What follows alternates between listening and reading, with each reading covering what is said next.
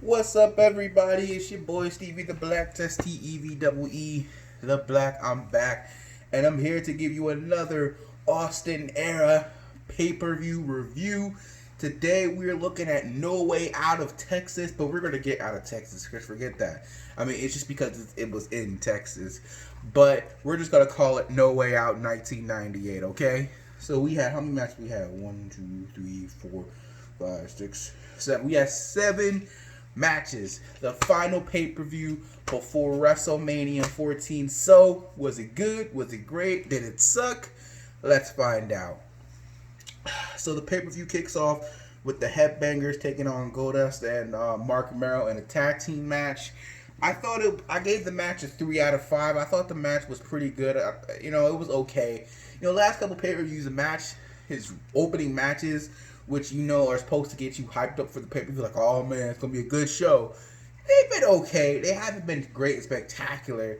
I mean, Headbangers, had the early advantage until typical heel work that goes on a tag team where they beat down on one opponent for the whole match until you get the hot tag and everything like that. And obviously, the ongoing story in this is Mero is jealous of Sable that she's getting all the attention, so he kicks her out at the beginning of the match.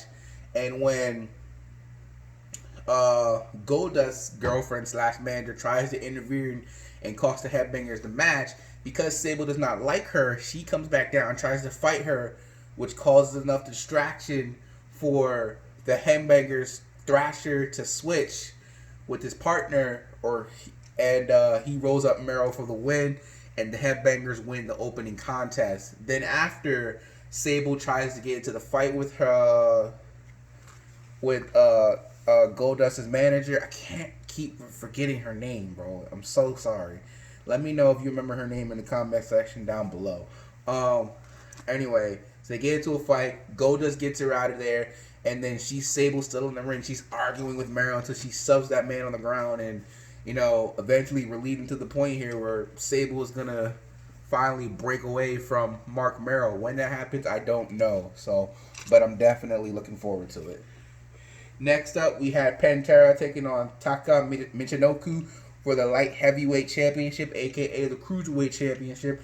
I gave this match 3.5 out of 5. I thought the match was pretty good. It was entertaining. Now, I don't watch 205 Live today, so,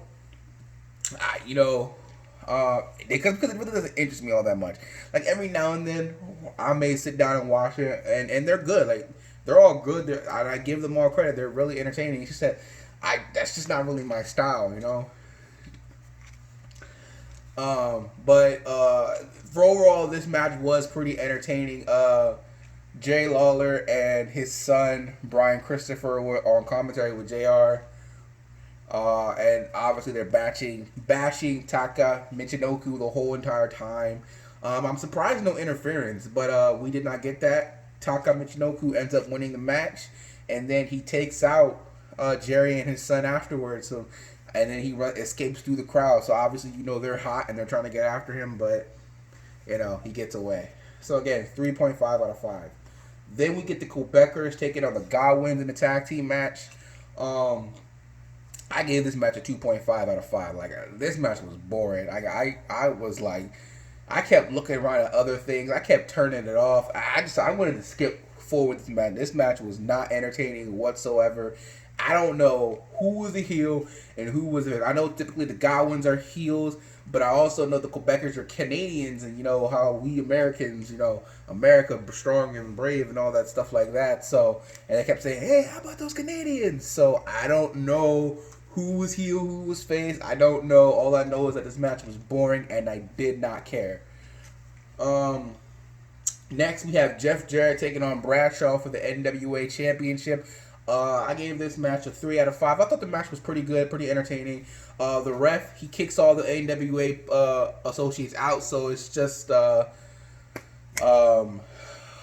man, what's his name? Jim Cornette. So it's just Jim Cornette at ringside. Obviously, whenever he gets a chance, he attacks Bradshaw until eventually,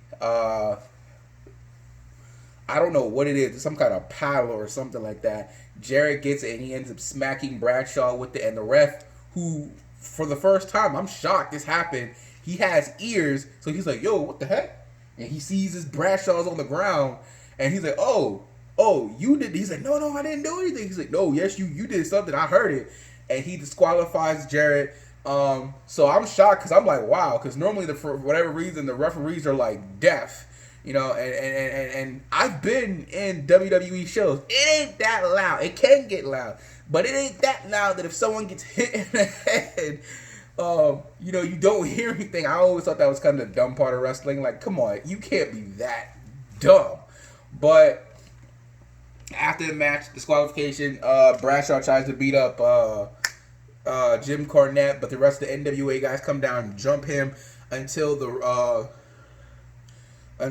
Legion of Doom come down to help out, and they clear the ring, and they're all standing tall. Next, we had the Nation of Domination taking on Ken Shamrock, Ahmed Johnson, in the DOA in a 10-man tag team match. So let me just say this for those of you who don't know. I am not a multi-man tag match kind of guy. I'm really not. Like, first of all, it's too many people, and half the time it's boring because, again, what are they doing all these tag teams? It's the same format for each one. It's, you start off the team face, you know, they're hot, they're getting in their offense. It's a pretty even match until one of the faces gets trapped in the match, and all the heels come in and just constantly beat down. It's the same formula, and it gets old and boring. And I get tired of watching that, especially in multi-man tag team matches, because that means the matches are extra long, and that's what they were doing. I forget who were they beating up throughout the whole match. It was one of the DOA guys. He was getting beat up until Ken Shamrock gets the hot tag. He's beating up The Rock, and then Farouk, he's beating up another one of the DOA. They try to throw them into each other, but it backfires. Rock gets suplexed. And then he taps out to the ankle lock. And the team of Shamrock, Ahmed, and DOA win. I gave the match 3 out of 5. Like I said, typically those matches are boring, but because it's The Rock and Ahmed, I really glue in and I pay attention. So after the match, though, is what really is interesting, because what's been building up is tension in the nation. Like, who's the true leader? I mean, we've all known for the whole time it's been Farouk, but it looked like The Rock on the come up, man. He trying to take leadership of it. You know, he brought Mark Henry in without confronting or telling, you know, Farouk, and so they about to come to blows, but they're able to calm down. The Rock comes back in. You know, they all give their salute, and then they walk out. So. Interesting how this thing plays out. I know how it plays out. I'm pretty sure you all do, but for those of you who don't know, let's keep on going with the suspense. And let's see what happens next. So, next we had Vader taking on Kane. I thought this was, and Kane won. I gave this match a 3 out of 5. I thought it was pretty entertaining. You know, obviously up to this point, no one had really give Kane a challenge, a competition, and Vader did. He gave him a pretty good match. Obviously, it was going back and forth, a battle of the Titans, a battle of the monsters, but in the end, you knew it was going to happen. Kane ends up winning. He hits Vader with the chokeslam, who immediately gets up, no sells that, but then he hits with the tombstone power driver for the 1-2-3. After the match, Kane gets this gigantic wrench and just smacks Vader in the face with it. I don't recall ever seeing his face, but they were implying like, oh man, like half his face was like smushed in and he was bleeding and all that stuff. So we're not going to see Vader for a while. Kane obviously looks like a beast. I love this Kane, man. Obviously I grew up with the Kane that was bald and everything, so I didn't see this Kane, but I'm loving this Kane. I love him and Paul Bearer. It's a great combination, man. But obviously we're all waiting for the true clash of The Undertaker and Kane, which happens at WrestleMania, and I look forward to seeing that match.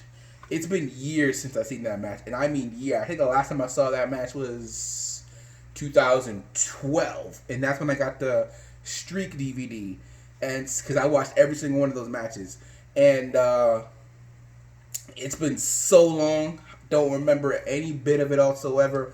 All I remember, well, I won't spoil it if you haven't seen it, but I'm looking forward to the match. I'll just say that. And then finally, we had an 8-man tag team match between Stone Cold, Cactus Jack, Owen Hart, and Chainsaw Charlie taking on Triple H, the New Age Outlaws, and Savio Vega. Obviously, I gave that match 3.5 out of 5. There was another multi-man tag team match. But this one was not boring, at least not in the beginning, because in the beginning, they've been saying all night, we don't know who the mystery partner is because Shawn Michaels is not participating. So who is it going to be? Eventually, we get the DX, and Triple H is like, no, we're not picking no one because no one's good enough to replace Shawn Michaels. So WWE picks somebody. Smart move, they pick Savio because Savio has been involved in this whole thing of DX paying them to help them with Owen and to help them with Stone Cold. So that makes sense. All night they've been saying how this is a non-sanctioned match, basically no disqualification, anything goes. So the match kicks off and it's all chaos and everyone's just fighting and brawling. So I'm thinking, oh, is it going to be this type of match, not a traditional multi-man match? Because I like it this way. It's obviously one fall, so count out submission, or not count out, submission or a pinfall, and it starts off really, really strong, but then eventually we get to the point where it does become a normal 8-man tag team match, and I got disappointed. I was like, oh, I was looking for a big brawl, you know? And that's what it started off at because they were using weapons and everything. It's weird because a lot of people are no-selling a lot of stuff too. Like, they'll get hit with stuff and then they'll get right back up. It's crazy. I'm like, yo, this era is weird and different, bro. Because you get hit with objects today, obviously, or anytime, you're going to fall down. But these people are getting hit with trash can lids and trash cans and posters and stuff. And they're just like, oh, I'm dazed. But I'm still on my feet. Like, that makes no sense whatsoever. It's completely different than what I know. But it's wild. So then eventually Stone Cold gets the hot tag. He comes in. He hits the Stone Cold Stunner on Road Dogg for the win. After the match, he hits Billy Gunn with the Stone Cold Stunner. He's in the ring celebrating. Chyna gets in the ring, gets in his face, but Austin, he's being the bigger man. You know, he as much as he talks about kicking butt and drinking beers and all that stuff, he's not really gonna Stone Cold Stunner Chyna, even though she's built like a man. He ain't gonna do that. He's bigger than that. You know, so he's trying to walk away, but Chyna won't let him. Eventually, he literally tries to leave the ring, and Chyna flips the bird in front of his face. And at that point, you knew it's like, oh, she done messed up now. So now she's arguing with the referee. She turns around. Austin hits the stunner. And that is how we go out of No Way Out, heading into WrestleMania. I thought that ended was great. Obviously, we knew it was going to happen when Chyna got in his face. We knew he was going to hit the Stone Cold Stunner. I mean, and obviously in the future, we know he hit Stephanie and with the stunner. We know we hit Linda with the stunner. So it's nothing new with him hitting, you know, them women with stunners in WWE. But I was just like, at the time, he didn't want to. He was trying to back off, you know, trying to be the bigger man. But she was like, she wouldn't let it go. So he had to be taught that lesson. I'm not advertising that, so just get that out there. But that pretty much the pay-per-view. I give it a C-. I wasn't really all that impressed. I thought the last match was fun until it turned into a normal match. But for the most part, you know, it was okay. I thought the Vader Kane match, I think that was my favorite match of the night. It was good storytelling, but I'm waiting for Taker to come back so we can get back into that storyline. And I'm just ready to head into WrestleMania, man. So what happens next? 2 weeks. Is it 2 weeks? Yeah, in 2 weeks. WrestleMania 14. I'm looking forward to it. You know, Austin and Shawn Michaels, Kane and The Undertaker. I don't remember any other matches, so I'm looking forward to finding out to see if it lives up to the hype that it's being promoted to. So, again, I give the show a C-. It was okay. Probably would have been a D if it wasn't for that last match, and if it wasn't for the nation tension that is truly building up, and it's really great and everything. Like, obviously, The Rock is outgrowing. Like, he's still getting Rocky Sucks chance, but it's very, very clear. I mean, it's very hard to suspend your disbelief when you know what's going to happen and you already know who The Rock is. So to see them saying Rocky sucked, it's not strange, but it's just like, I know what he's going to become, and I know eventually these people are going to start loving him again, you know? So, but, you know, to see the rise of Stone Cold Steve Austin, it has been great. It's been a natural thing, man, and I'm looking forward to the match next at WrestleMania 14. So with that being said, that's pretty much about it. Remember, I am going to be reviewing Raw and SmackDown and the pay-per-views from now on. That's coming back because need some more content. Eagles don't do enough in free agency. I wish they would. And, with basketball still paused, can't talk about the Sixers because they haven't done anything. So I need something to continue the channel. We're at 299 subscribers. One more till we reach 3,000 and 3,000. I wish 300. And then, like I said, end of the year goal is to reach close to 1,000 subscribers. I know we can do it. We're close. So with that being said, that's pretty much about it. I will catch you guys next time. And if you're not done with that, I've just got 2 words for you. Peace out.